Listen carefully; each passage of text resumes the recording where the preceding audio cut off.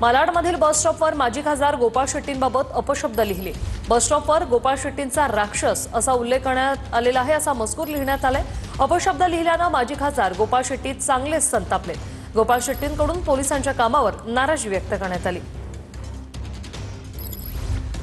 काल एक बातमी आली होती की तुमच्या विरोधात काहीतरी तर बस स्टॉपवर लिहिले आहेत। या प्रकरणाच्या तुम्ही कसं बघतात आणि कशा प्रकारची कारवाईची मागणी करणार आहे?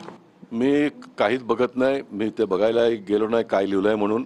जर माझ्या बाबतीत असं लिहिलं असेल तर मला असं वाटतं की पोलिसांनी ह्याची शोध काढली पाहिजे, कारण एवढा मोठा जर पाप किंवा कांड मी केला असेल आणि पोलीस लोक माझ्यावरती काही कारवाई करत नाही तर हे पोलीस लोकांचा विषय आहे।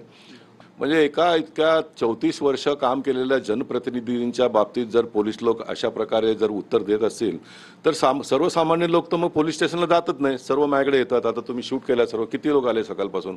टोटली हे पोलिसांचं काम आहे, परंतु पोलिसांनी जर योग्य वेळी योग्य कारवाई नाही केलं तर मग पुढे मी काय करायचं मी ठरवणार।